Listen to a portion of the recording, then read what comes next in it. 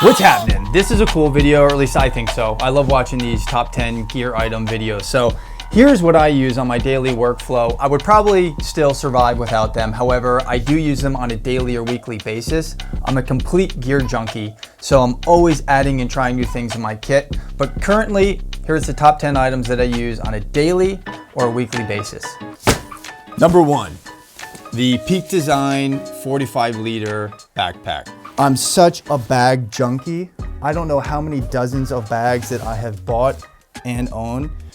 Hands down, the most versatile bag as a photographer, and also just as a traveler. You don't need to use this exclusively for camera gear. You don't have to be a photographer to own this bag. It is extremely durable. It looks like new still, and I've traveled internationally with this bag. I don't know how many times, to and from Europe, to New York, all over the country, and it still looks like new. The material is super duper durable.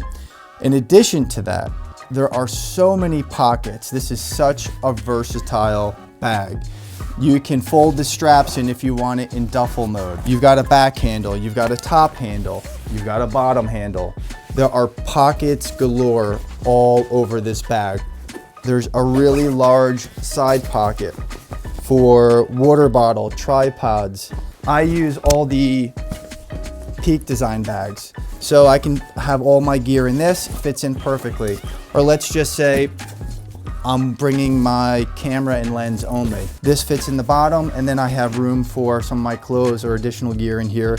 Highly, highly, highly recommend it. Yeah, this is a no-brainer. If you're in the backpack market and you're looking for a bag, like, absolutely, this is the bag to get. This is an obvious one as a photographer, but it has to make the list, right? Because I use it every day and I've built a career on it. Camera, lens, specifically the 70-200 2.8 image stabilized lens. This is a Sony a7-6300. This is not my go-to. This is more of a side piece. The one that I use primarily is the one I'm recording with, which is the Sony a7R III. It's insane the return on investment you can have with this tool. And you don't have to have the latest and greatest either. But this tool is what you make it to be. And it can earn you hundreds of thousands or millions of dollars. This little device is absolutely on the list, as obvious as that may seem. The 70-200, whatever the brand you're using, is my workhorse. I have built a career on the 70-200. It's my favorite portrait lens. I know there's a lot of prime guys. I don't shoot wide open at 1.8 or 1.2. 2.8 is as far down as I would ever want to drop anyways. With depth of field shooting portraits and the type of work that I do, I don't like moving a lot during a shoot to reframe. So I love the versatility of being able to drop back to 70 or punch into 130, 135, 185. Normally not shooting at 200 with portraits. Phenomenal lens. If you are considering making money as a photographer and you're doing portrait work, the 85 is sort of like the go-to, or always has been, but this is just as sharp. You can make such a boatload of money with a decent camera and a good lens. This watch here is the Garmin Enduro 2. It has some really cool features. There is the solar panel that's built in, so it extends the battery life. If you go in eco mode, I think you can get over 100 days on one charge. For my runs, my workouts, my hikes, my activity tracking, my pulse, my stress, my battery meter, there's so many features that I use on this watch. This new strap that they're using is Velcro. Doesn't cause any rash, it breathes better fit. It also has a pretty awesome built-in flashlight. How cool is that? I use this flashlight all the time. I've stopped using my cell phone for a flashlight. Expensive, but worth it if you use it. So Garmin watch, this is something I use probably the most on this list outside of my camera. This is the Meta Quest 2. Here's the deal with virtual reality. You have to play it with other people. If you don't, it becomes a novelty item that sits on your shelf. I play Onward with my friends scattered through all over the country. It is a mind-blowing, awesome, fun experience. I'll leave it at that. Separately, Meta is working with Workrooms, I believe is the name of it. The virtual office and conference room for business is definitely going to be a thing, and it's on its way. And I've been playing around in workrooms, and I'm gonna get a headset for my studio director to start doing our meetings in VR. The new headset's coming out in October, hopefully, and I think that's gonna expand the horizon on what we actually use VR for beyond games and start integrating it into our workflow. VR, if you haven't tried it, get on board, go out and get the Meta Quest 2. Boots. The Salomon Quests Gore-Tex version is my go-to boot. Works in the winter, though it's not a traditional winter boot, but it works for most winters.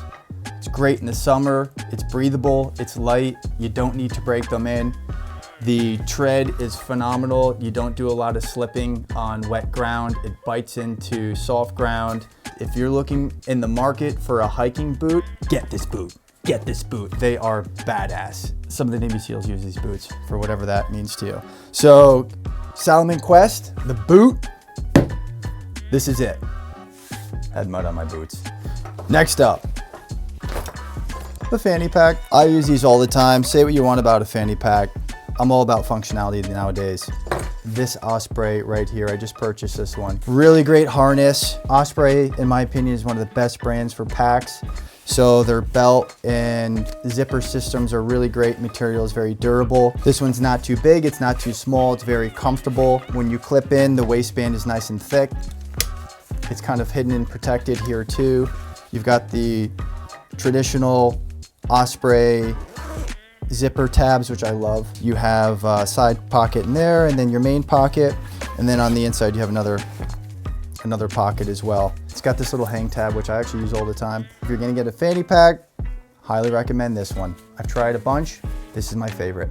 The Airtag, I use this all the time, and I have it on all of my devices. I actually sneak them on like my camera bag. I'll put it in like a little hidden back pocket. Super useful, reasonably priced, and extremely functional. So Apple Airtag, it's an item I use every day. In Norway, there's a saying, there's no such thing as bad weather, just bad gear. And this speaks to that. This is my hard shell rain gear. I use this all the time. The brand is Arcteryx that I use most often, and this is the 2-layer Gore-Tex, which means it's less weight, more portable. I don't like carrying an umbrella with me. I certainly wouldn't bring an umbrella in the mountains. For everyday use, whether I'm biking or running into town, I like to have this rain gear, and I specifically use rain pants in conjunction with the jacket. I don't see any sense in staying dry on my top half and then the bottom half gets soaked. I would highly recommend getting good rain gear for yourself. If you're in a climate where there's rain, that's most places in the world, invest in some good rain gear. This is the stuff that I use 3, sometimes even 4 seasons out of the year. So Arcteryx hard shell rain gear, 2-layer, is a must-have. And if you're only going to invest in one, get the jacket and then get the pants later. So gear up and stay dry. I know everyone has this in their videos with these top 10 things, but I do use the water all the time. I specifically use the half-gallon water bottle because I am so fed up with refilling these things and forgetting to refill it. You're doing something, you don't feel like refilling, it's a pain in the ass. I would recommend that you stay hydrated, as our bodies are 60% water. So it's probably important that you stay hydrated and also increase your healthy fats, since our brain is one giant glob of fat. This one's near and dear to my heart, my home gym setup. I was competitive in the USAPL, which is powerlifting, on a national level for a long number of years. So I wanted something that I could train at home with and get the job done and not skip a beat. For those of you interested in buying your own gear, here's exactly what I would recommend. Squat cage. This is an absolute must. You can do just about every core lift with a squat cage. You can use the TRX bands, you can do chin-ups, you can do deadlifts within this cage, squats, bench, incline bench, military press, you name it, you can do it. So a squat cage is a must-have for a home gym setup. You need to have a bench and invest some money into a decent bench. You don't want something that's flimsy and feels like it's gonna break or fall over, and you're gonna want one that does an incline position as well. You're gonna want plates. I would recommend starting off with a total of 4 45s, a pair of 25s, a pair of 10s, a pair of 5s, and a pair of 2.5s. You don't need to go heavy with too many 45s. You also don't need to buy bumper plates. Those are the plates with rubber around them.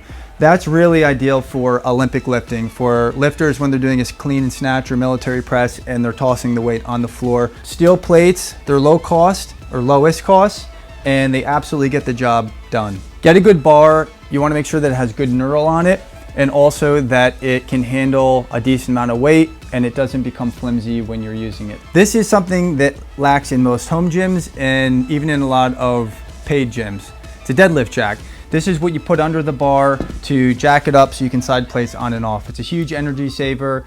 You can avoid injuries by getting in awkward positions, loading your bar up, and it's a must-have piece of equipment as far as I'm concerned. Not just dumbbells, but varial dumbbells. For home gym setups, varial dumbbells are really ideal. I would recommend get the 70 pounders at a minimum. I wouldn't buy the 55s to save money. You can do really quick changes and it opens up the wealth of other exercises that you can do using dumbbells. Last accessory I would recommend is a dip bar. Dips are great. You can load them. You can do assisted with bands. It's a great upper body exercise. If you're not doing them, get on board. Go buy the stuff I just mentioned. It doesn't have to be Rogue, though it's a great company. And you could cancel your gym membership today and start training at home. And another perk of having a home gym, no more excuses that you can't make it to the gym.